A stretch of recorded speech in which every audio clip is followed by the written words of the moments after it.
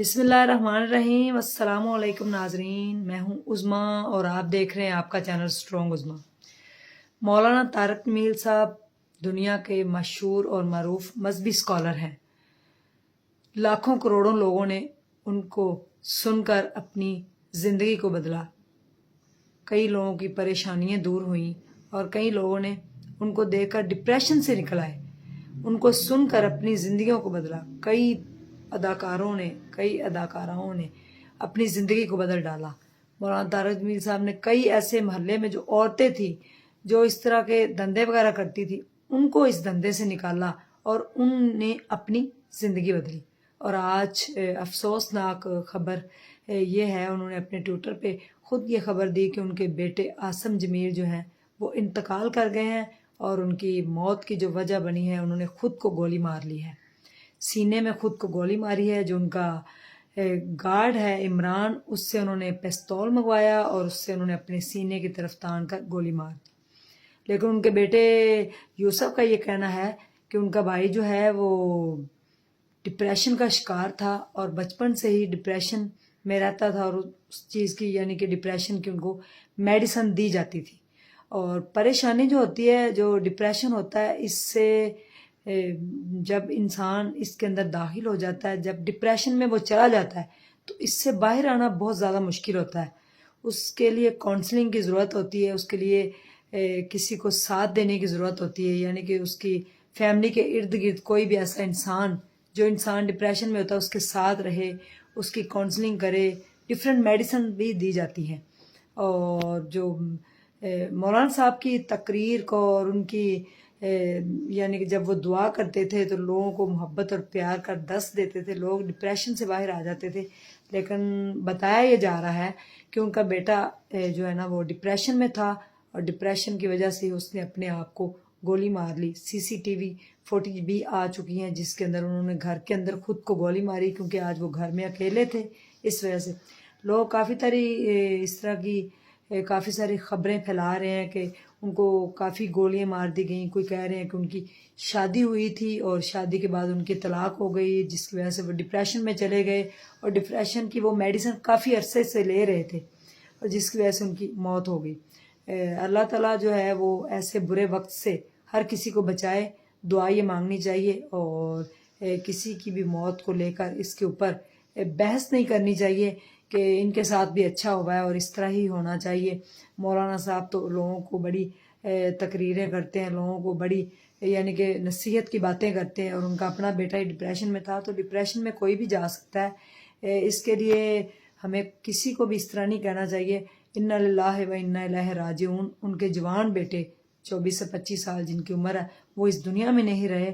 اللہ تعالیٰ مولانا طارق جمیل صاحب ان کی پوری فیملی کو صبر جمیل عطا فرمائے۔ مشکل کی اس گھڑی میں پوری دنیا، پورا پاکستان ان کے ساتھ کھڑا ہے، کیونکہ وہ آؤٹ آف کنٹری میں جا کے لوگوں کو درس دیتے تھے اسلام اور پیار محبت کا۔ انہوں نے ہمیشہ سے پیغام دیا ہے اور کئی لوگوں کی زندگیوں کو بدل ڈالا۔ ایون کہ ایک چھوٹے بچے نے جب ان کو پکارا، ہاسپٹل میں ایڈمٹ تھا، تو جیسے اس کی ویڈیو وائرل ہوئی تو مولانا طارق جمیل صاحب ان کو خود اس بچے کو ملنے گئے تھے۔ اس کے بعد 2 دن کے بعد اس بچے کی ڈیتھ ہو گئی، تو اس کا آپریٹ تھا۔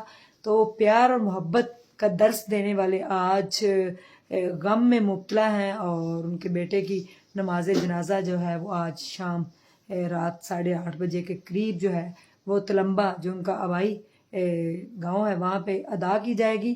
اور اس وقت ہاسپٹل کے اندر ان کی ڈیڈ باڈی ان کے بیٹے کی موجود ہے۔ عاصم صاحب اس دنیا میں نہیں رہے۔ اللہ تعالیٰ ان کو جنت الفردوس میں اعلیٰ سے اعلیٰ مقام عطا فرمائے، اور مولانا طارق جمیل صاحب کو جو ہے صبر دے، بلکہ ان کی پوری فیملی کو صبر دے۔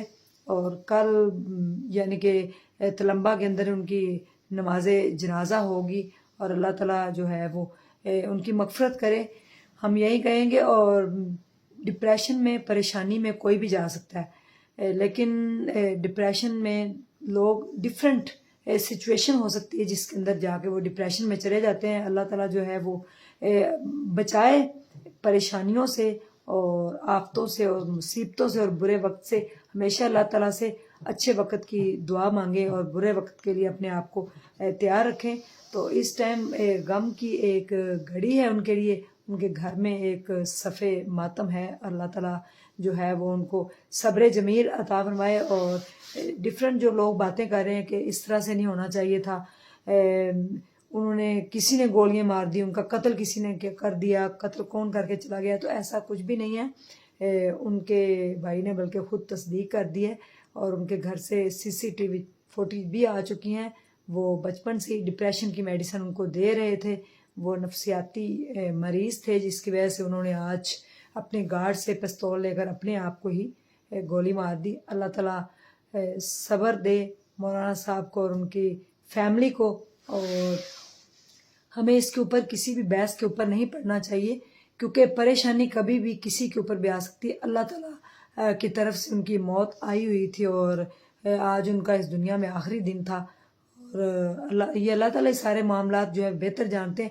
ہمیں کسی بھی قسم کی کسی کے بارے میں کوئی تنقید, کوئی باتیں نہیں کرنی چاہیے, کیونکہ زندگی اور موت کا مالک اللہ تعالیٰ ہے, اور اللہ تعالیٰ ہی جو ہے وہ زندگی دیتا ہے, اور اللہ تعالیٰ ہی موت دیتا ہے. تو انہوں نے آج جو ہے وہ خودکشی کی اور خود کو سینے میں گولی مار لی ہے.